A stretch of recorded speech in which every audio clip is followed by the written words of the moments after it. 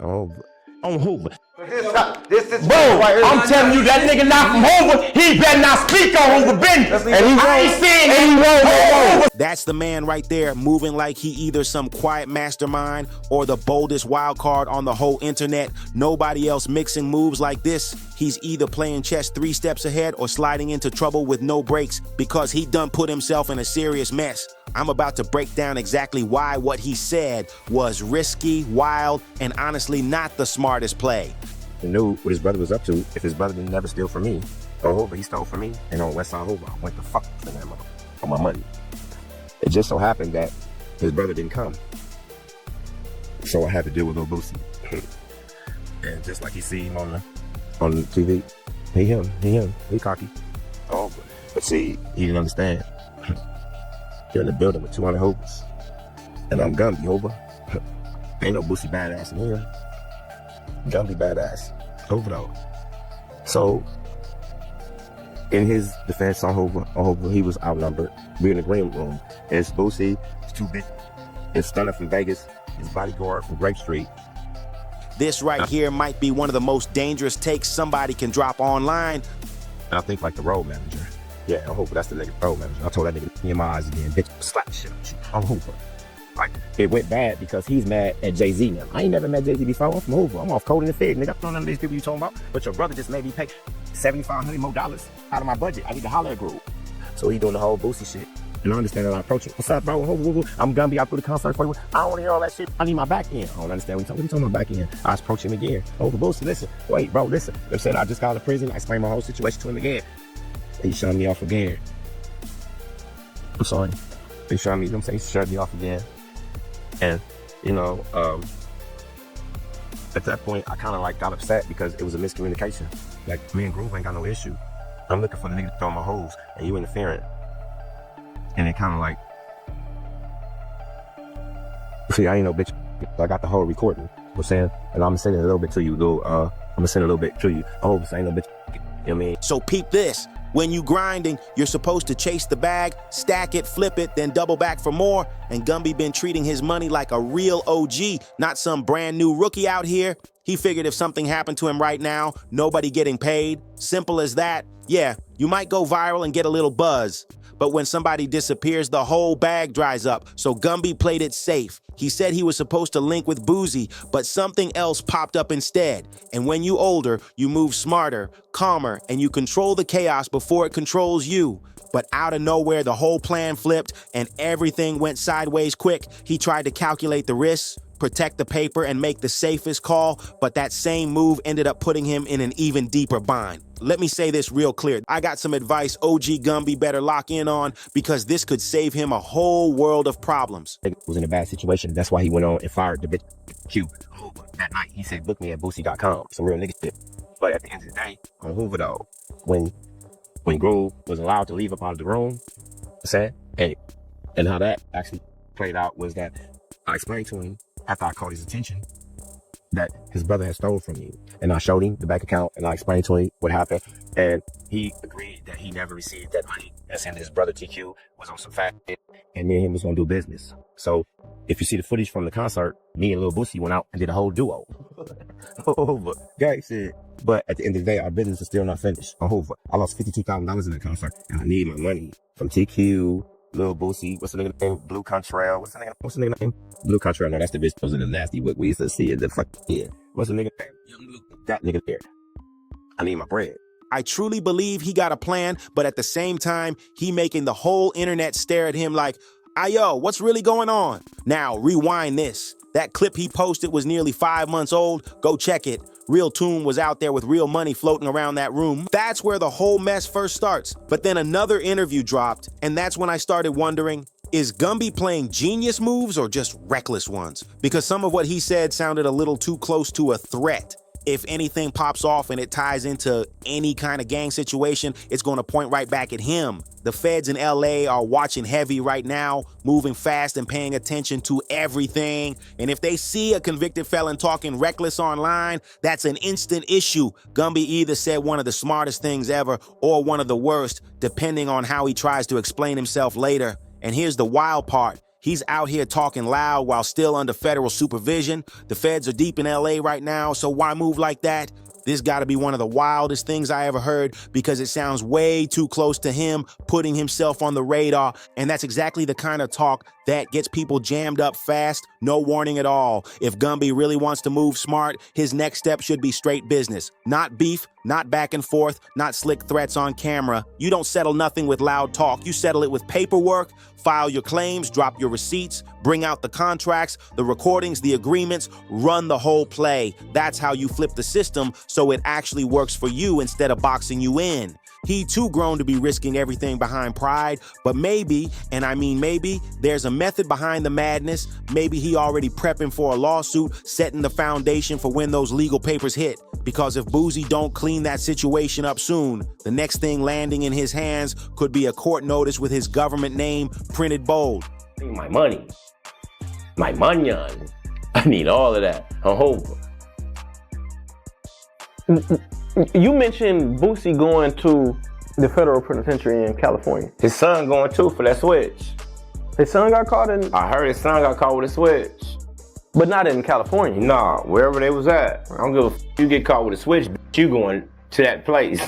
You're there. How do you think he's gonna be treated in like California? Is it like you have to join a gang or because it's the feds, right? I mean, I don't really know how he's gonna be treated, but I guarantee you if a nigga bust them doors open, the first Hoover nigga that I know that know me, that know anything about me, gonna be asked about my violence. I can guarantee you that.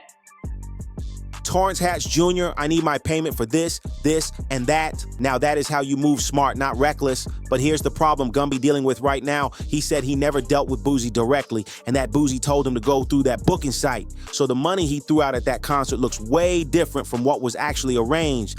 That split in the story is dangerous because now there's two versions of the same deal, and lawyers love when things look messy. Someone for sure could argue and a lawyer would jump on it immediately. That Boosie had notice. If Boosie pulled up, acknowledged his brother got paid in his name, a jury might see that as proof he knew what was going on. The fact that the booking page or whatever platform was used points back to him means he can't pretend he had no idea. That's legal notice, plain and simple. And once that goes public, the courtroom gonna be loud and chaotic. So like I've been saying, it's either pure genius or straight reckless, dumb, because Gumby could end up locked up for a long stretch if this looks like a cover-up or gang-related situation. Genius, because if Gumby plans on going the civil route, he's lining up to serve Boosie papers while Boosie's still in custody, making sure he gets his money back. And that move hits both sides. It could even land back on Boosie heavy. If I was Boosie's lawyer, I'd be screen recording everything Gumby said, every second, saved, backed up, duplicated, because right now Gumby just handed them courtroom gold.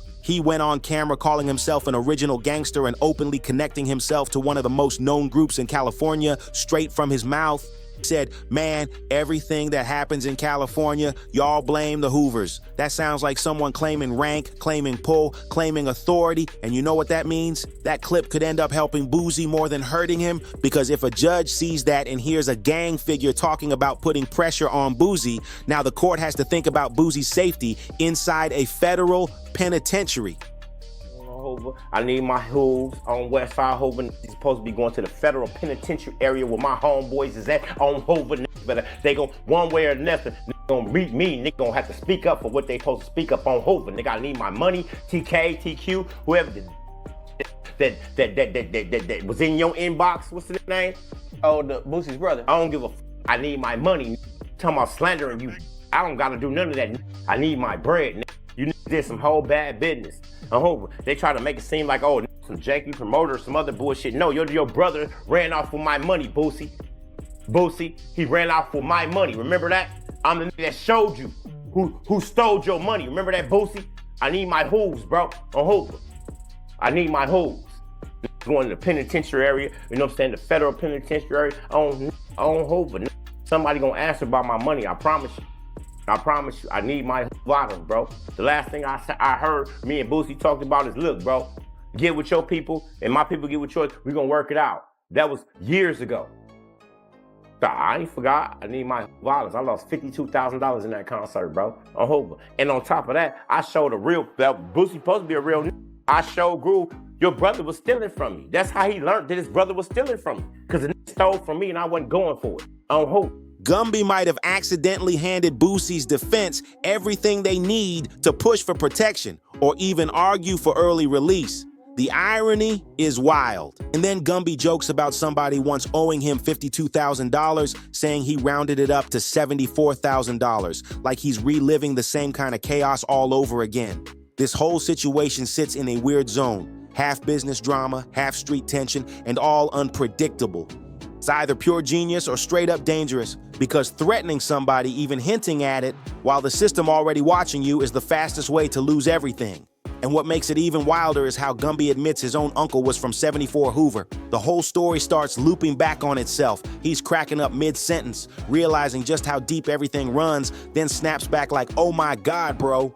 It's chaotic, it's intense, and it shows how quick regular street talk can turn into courtroom evidence overnight. And here's where things get crazier, because if you really think on it, Gumby might have played himself without meaning to. He out here doing interviews, name-dropping, breaking things down detail by detail, basically confirming everything the authorities want to hear. You can't hop on camera calling yourself an OG, claiming your background, and talking about money people owe. That's a legal trap ready to snap shut. Now Boosie's team can flip the whole narrative and make Gumby look like the aggressor. They're gonna say, Your Honor, this man just admitted he's tied to a known organization, he made public threats, and now my client's safety is at risk. That right there flips the script in seconds. Gumby becomes the villain in a situation he thought he controlled. And here's the real kicker. The internet never forgets. Every clip, every sentence, every bold, I said what I said moment, it's all evidence forever.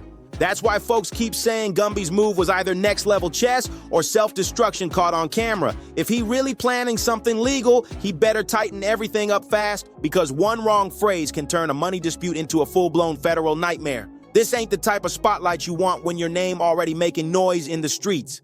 But let's break it down even further, because what Gumby said ain't just risky, it's dangerous. When you already known in the streets, every word you put online carries weight. You can't be talking about handling business when the system already got your name highlighted and underlined on their desk. That's not power, that's self-incrimination in HD. Now picture this. Boosie's lawyer in court pressing play on that video saying, Your Honor, this man admitted to being part of a criminal group and publicly threatened my client. That's an easy win for the defense. A judge sees that clip and suddenly Boosie looks like the one who needs protection, not punishment. Gumby basically handed them a whole safety pass without even realizing it. And what makes it even wilder, he said it all with full confidence like it was nothing. But once the system steps in, they don't care who's respected outside or who owes who. They only care about what's on record, plain and simple. So while Gumby thought he was checking somebody, he really just gave the feds and Boogie's team a playbook to run straight back on him.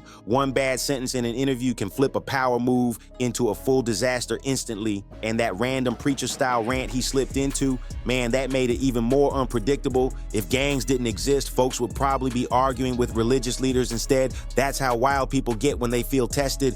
Real talk, Gumby gotta lock it down right now. All he had to say was, I'm taking this to court and keep it moving. File the suit, pull out receipts, claim emotional stress, say the whole situation messed up your bills, your sleep, your plans. That's a clean civil route and it hits hard every time. But instead, he dropped vague threats online, and now he basically giving the other side ammo to fire right back at him. That kind of talk is how you lose every battle before it even starts. If I were him, I'd be on the phone with lawyers ASAP, clearing the air and making it clear that nothing said was an actual threat. Keep it business, keep it calm, keep it smart. Paper beats noise every single time, old head. Handle it like business, not drama, because the internet don't forget. Make sure you like, subscribe, drop a comment, and show some love. Let me know what you think, and I'll see you in the next one.